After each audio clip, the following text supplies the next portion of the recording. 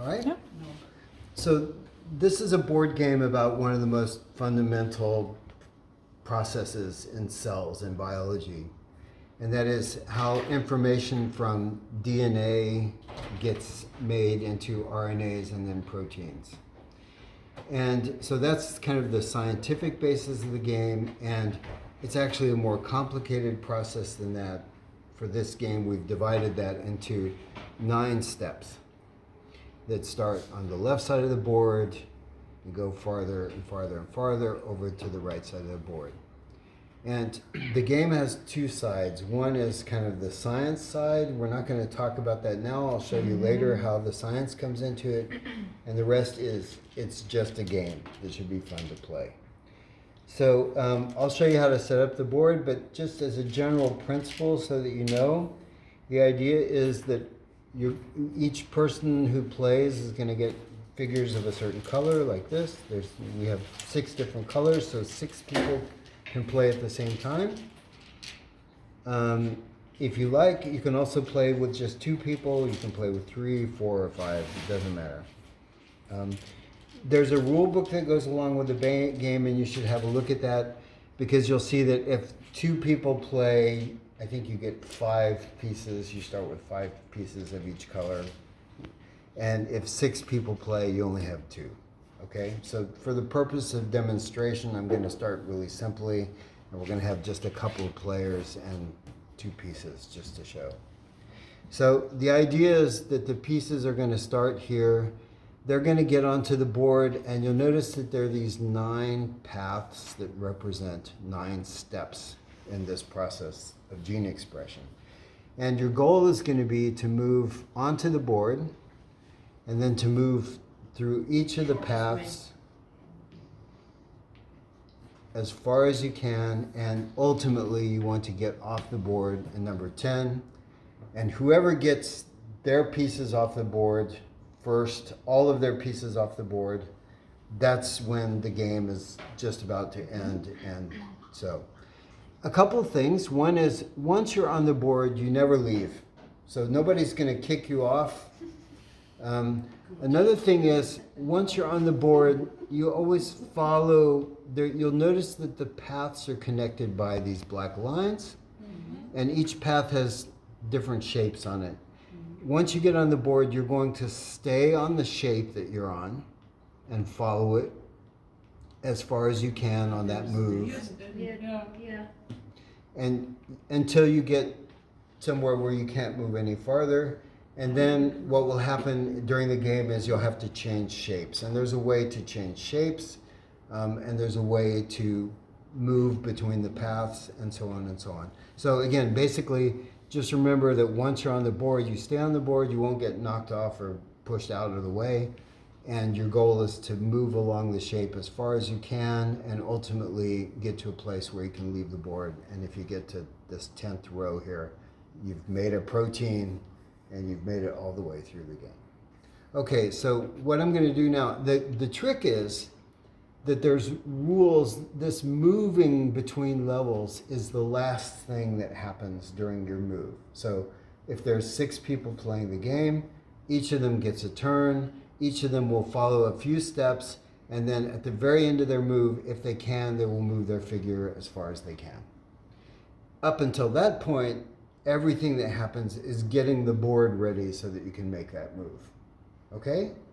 Okay, so I'm going to set up the board. We'll pause the film for a moment. I'm going to set up the board and show you what it looks like to begin with. And then I will talk you through what happens during each step as each player gets to play. Okay? All right. Okay. Okay, so this is how the board looks at the beginning of the game. First of all, you'll notice that there's a set of little cards like this. On the back side, they have the color of one of the paths, and on the front side, they have a different symbol. There's 3 different cards for each path. There's one that looks like this with a double arrow. There's one that looks like this with a slanted arrow, and there's one that looks like this, which is a barrier sign. And at the beginning of the game, those 3 are placed at the top. Sorry about that. Those 3 are placed at the top. And just set it up so that of the 9 paths, you have each of those symbols appearing somewhere 3 times. It doesn't matter which ones or where they are to begin. So here we have this one. You can see it's on path 1 and path 5 and path 8. And then path 2 has this symbol that comes again at 4 and 7. And then 9, 6, and 3. But it doesn't matter. Just make sure that each one is showing 3 times. There's also 3 blocking stones, which we'll put up here at the top, and there's 3 for each path. You can put them on that little field there. And then there's 9 yellow blocking sticks, and these come between after the first field of each path on these little dotted lines here. So set that up like that. And I will explain what these things mean and what happens with them during the game in just a minute. Okay, so that's what the board looks like at the beginning. You also have the players, and they start over here. So if we have 2 people playing, or 3 people playing, that's where the figures start. Again, you need to check the rule, because if only 2 people are playing, then you'll have more figures. This is the number that you'll have if 6 people are playing. Just for the demonstration, we'll leave it simple. We'll keep it with 3 players and 2 pieces. Make sure that they're all in the start field to begin. So they should be over on the left side and not on the board itself. Okay, so that's how we begin. And then now we have 3 players playing, and each player gets 5 of these larger cards. So we just deal them out like this, and they keep those hidden in their hand. Sorry about that.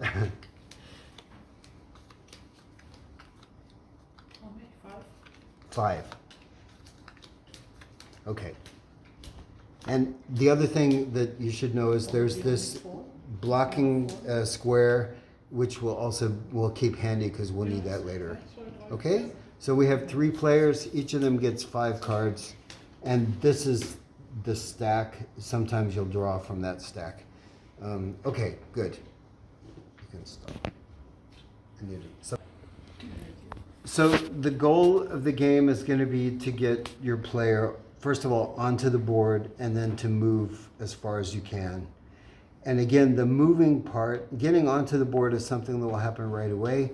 The moving part is the very last thing that you do when it's your turn. Now what's going to happen in a turn is a turn has 3 parts. The first part involves this card, one of these cards. You have 5 cards in your hand. You can play a card to begin, or you can decide not to play and draw 3 cards. Okay? So you can have a maximum of 8 in your hand. You don't have to draw 3. You could draw 1, 2, or 3 now. Maximum drawing 3, maximum of 8 in your hand. Okay? So right now I have these cards in my hand. And you'll notice that each card has a color and it has a shape. And these 2 things are separate from each other. And when we play a card, if you decide to play a card, you're going to play the color and you may play the shape. You're going to play the color. So let's say I'm the first person to start and I look at my cards, and for whatever reason I like this card. I'm going to play this card. So the very first thing is I'm going to play the color. And the color means I go to the path of that color, which is white, and I take the top card. I do something at the top with the color. And the first thing I do is I take this card here and I add it to my hand. And the second thing is I need to do something with one of these stones or this or this. So the color also has to do with setting up the board so that I can move. And so for now, we're going to take this square away and just put it up here. We're just going to take it away. At some point later, it may come back. That's one thing I could do, okay, if I choose to. Let's just do that for now. There's something else I could do instead, but let's leave it there. Okay, so now I've done the color. I've taken the top card, and then I've done something with this. I could also do something with one of these instead, but we'll see that in a minute. Okay, so let's do that. I've used the color now, and now I'm going to use the shape. And what the shape does is it lets you put a piece onto that shape on the board. So that's how you start. And I could have used a different shape. I could have used the circle, but you'll see why that's not a very good move right now. The next thing that I can do, okay, so I've finished this part of I've used the card, I've used the shape, the color and the shape. I just discard it now. That leaves my hand. The second part of a move involves these little cards. If I wanted to, I could use this card. I'm not going to do that right now. I'm just going to keep it in my hand. Okay? So I could use this card if I wanted. And then the last part of the move is to see if I can move my piece. To move your piece, you have to meet two conditions. The first is there can't be something blocking your way. So there can't be, if another person is there, you cannot move. If even your own piece is there, you cannot move. The second thing is, in order to move, or also there cannot be a blocking stick in your way. If that's there, you cannot make the move, okay? But I'm not there right now. That's only between these first two shapes. If I'm down here, the path is free and I could move if I wanted to. But there's another condition. And the other condition is these little black stones here at the top are inhibitors. And there's a rule that says there must be at least as many figures in the path as there are stones at the top to make a move. This is the only tricky part of the game, is figuring out this. Once you get it, you get it. But okay, so that means right now there's one person in the path, there's 3 stones, I'm blocked. If somebody else had already moved and there were only 1 stone here at the moment, then I would say, okay, I've finished using my card. I didn't use a little card. Now it's time to do the last part of my move. Can I change paths? Well, the rule says if there's at least as many people in the path as there are stones, I can move. So there's 1 and 1. I've met the condition. I can move. Okay? If there were another person in the path, if I had this one down here, then I would ask, okay, can I also move that one? Because at the end of your turn, you can move any piece that's possible to move. Well, this one would also meet the condition. There's 1 person in the path, there's 1 stone at the top. So if I'd started this way, first I would have said, okay, there's 2 in the path, 1 at the top, I can move this one. Now I ask myself, are there at least as many people in the path as there are stones at the top? Yes, there are, so I can also move this one. Now I look at the next path and say, okay, can any of those pieces move? Well, what's the rule? The rule is if there's at least as many people here as there are stones, I can move. So there's 2 up there, there's 2 in the path, this one can move. Now I have a problem because there's only 1. So this one's stuck. It's also stuck because it's not connected to the next path. This is still your first move. Yes. Yeah. Okay. But that was imagining all kinds of things that happened. So this was like this. And for the real first move, I got onto the board, but I didn't meet the condition with the stone, so I have to stay there. Okay. So that was my move. Now the next person's turn is coming. So now we have orange. Orange has these cards. Oh, that's kind of interesting. That's going to help us. Okay, so let's use this card. Let's use this card. And this card is, we're going to use the gray card. So the rule is always start with the color. The color is gray. So I'm going to take away one of those. So, sorry, I messed it up already. First you take this card from the top. You take the little card, add it to your hand. And then you also do something with the color by moving this one away. You could also put it back if you wanted to. So right now you couldn't because there were 3 to begin with. There can't be more than 3 there. So there's 3 to begin with. You can take it away. So let's do that. So I've taken the card, I've moved the block, and now I'm going to use the shape. So I'm going to go on to the board with this shape. Okay? And when I drew this card, and that's going to be interesting. I'm not going to use it also for now, but let's just keep it in my hand. And now the question is, so I've used this card, I'm going to discard this. I've put a piece on the board with the shape, and now I'm not going to use this card right now, and now I'm going to ask myself, okay, it's time for the move phase. Can I move? Well, this one's stuck because it's the very end of the path.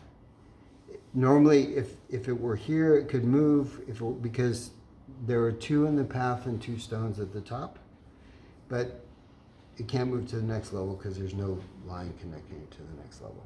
Okay? Okay, so that person's hand is finished.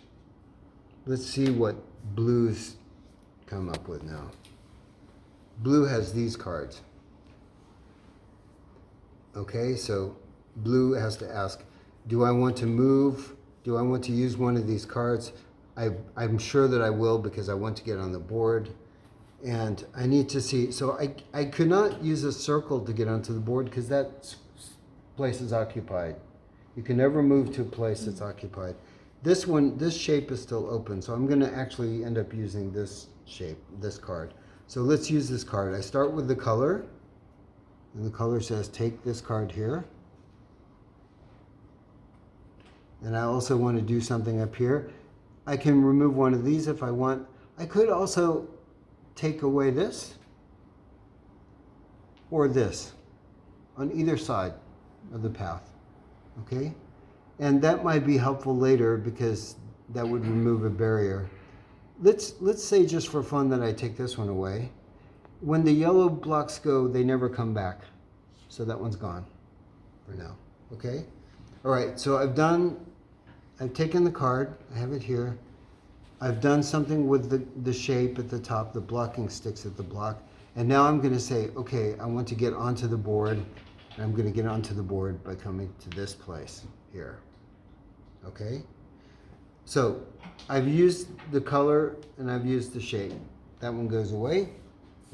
Oops, I don't know if that's getting everything confused here.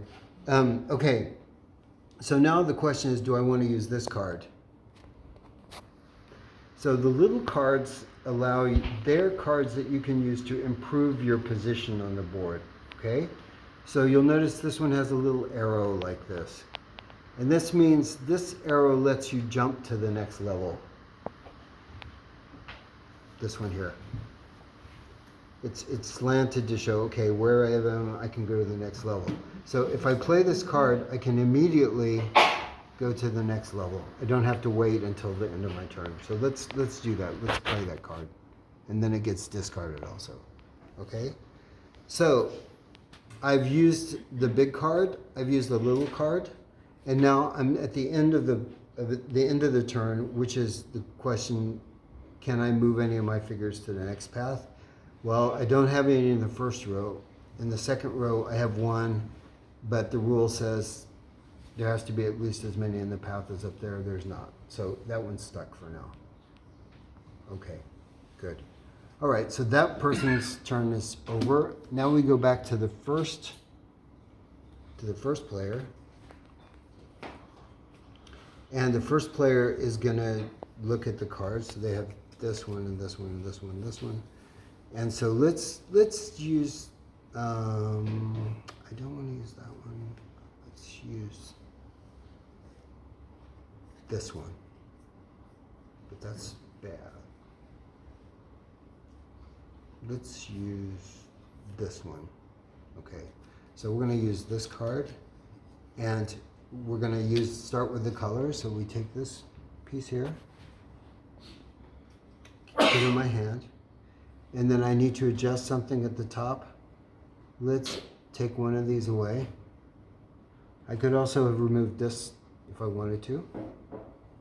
We're going to use this. And now I have the chance to get onto the board with my second piece, which is this one. So that's going to go onto the square. And so I've used the color and I've used the shape. I discard that. And now I have these two cards here. I could, if I wanted to, I could use this card that the last person used, the little one, and move up to here. But I also have this one, which is kind of interesting.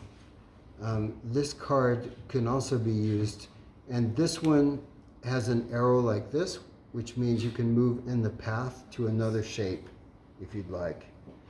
And so, for example, I could use that card to move up to here, or I could move up to here, or I could move up to here. Or I could also move down if I wanted. I can't now because that's occupied. I also can't go there because that's occupied. But this arrow, this vertical arrow, means to change position inside the path. So I could use that. That's not going to help me though, because if I move here or here, this field that's connected to it is blocked. So it won't be able to move farther. I could also move it all the way up to here, but that's also blocked. So it's not going to help me any. So let me just stay here where I was at the square, okay? And I'm not going to use this either this time. And I could use this, but I don't want to for now. So let's just keep it like that. And let's say, okay, what am I going to do now? Well, can I move? There's 3 in the path and there's 2 stones. So I start with this one. This one can move. Okay, let's look at the next one. There's 2 in the path and 2 at the top, so this one can move. And now I have 2 up there and 3 here. So this one can move. What about this one? It can also move. Oh, no, my piece is the purple one down here. So it's stuck. Okay, so that one's stuck there for now. We go to the next path, then we say, okay, 1 and 2, it can't move.